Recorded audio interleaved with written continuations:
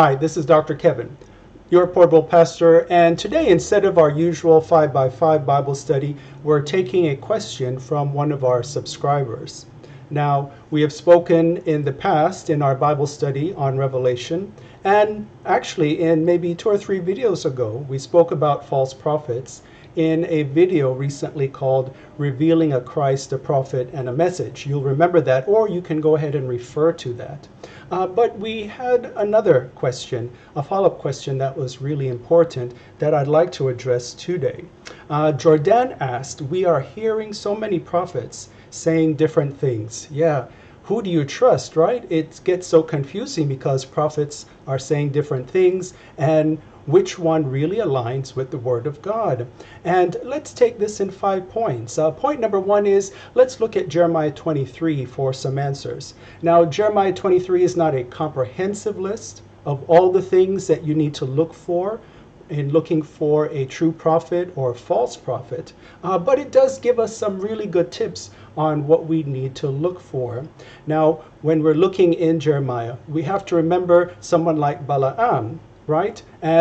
Or Balaam is what he's called most popularly back in Numbers. Now, what he said came to pass, and we often say, yeah, a true prophet is somebody whose words come to pass. Not necessarily, because his words came to pass, but we didn't learn until the end of that story in Numbers, and even not until 2 Peter 2 and Jude and Revelation 2, that Balaam really was after his own selfish ambition, after his own power, after his own greed, and he turned the people away from God. And so he was not a true prophet, and those were some reasons why he was not a true prophet. So when we are looking for a true prophet, we have to look at who he or she is as a person. Does this person direct people to God or not? And so we'll take some of these things in the next points 2, 3, and 4, and see what Jeremiah 23 has to tell us. You know, how does God look at this person? Not how I look at the person, because I may like the person or dislike the person. I may like what he says, or I don't like what he says, or she. And so we cannot look at those things. But how does God, or how might God, look at this person? So let's take point number 2 from Jeremiah 23. What is the character of the person? So when we're hearing the prophecy, we also have to look at the character of the person. You'll remember King Saul, he spoke prophetically back in 1 Samuel, but his character was not right with God. We saw later on the very opposite with King David, who was a man after God's own heart.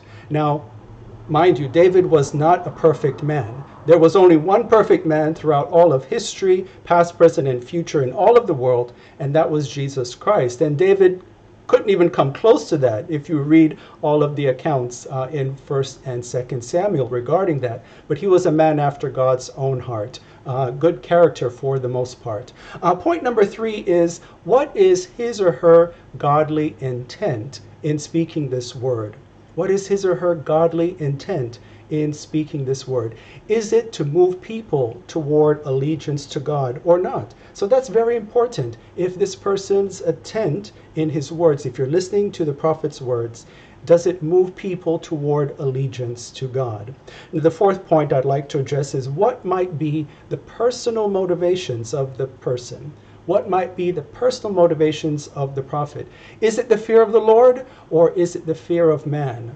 Right? You'll remember in Jeremiah 1, there was a major fear of the Lord that Jeremiah had for God. And you'll see the difference also in Nazi Germany. You might remember that many of the churches in Nazi Germany fell to submission to Hitler and his totalitarian regime.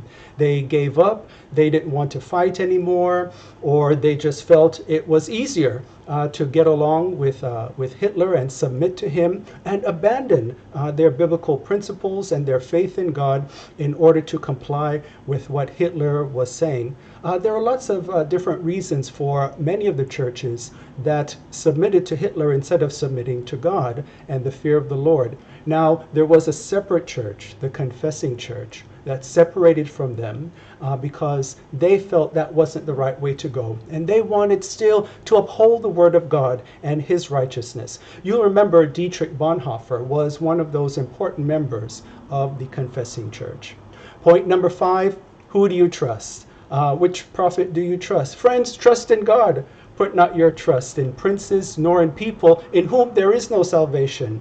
Instead, put your hope and trust in the Lord your God. How do you do that? Well, when you hear the word from the prophets, you have to go into prayer. And I'm not talking just a 1-minute thing on Sunday morning when you're in church or when you're watching church on Zoom. I'm talking supplication. You've got to go into prayer and ask God and seek God's face on the word and these messages that you're hearing from the different prophets. Now, God, in his glory and his grace and mercy, has given you 2 resources to help you with that. And one is his own Spirit, the Spirit of truth. The Spirit of Christ is there to help you and guide you onto which path to take as far as discerning the right prophet and the words of the prophet. The other thing, the other resource is the Word of God, the Bible itself, truth itself is given to you. Friends, and when you go and listen to God in prayer, you cannot listen to your own will or your own heart or your own mind on the matter. Yeah, you cannot listen to your friends and social friends, what they say, what my gender group says, what my political group says, what the people in the barbershop are saying because I like them, or even my church friends, what they're saying. I cannot put those above what God is saying and what God is telling me. Friends, put not your trust in princes nor in people.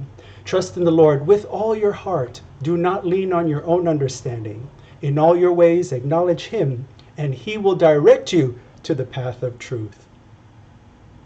Send me your questions or comments to yourportablepastor@gmail.com, or if you have my WhatsApp information, you can still continue to send me your questions that way. If you'd like to make some comments, just post it right below this video, or you can post your questions below this video as well. Remember our campaign of understanding and our campaign of unity on social media @portablepastor, #YourSmileForEveryone. @portablepastor, #YourSmileForEveryone. This is Dr. Kevin of Portable Pastor LLC, blessing you with the spiritual fruit of truth and faith. Like and share these videos, my friend, and I'll see you next time.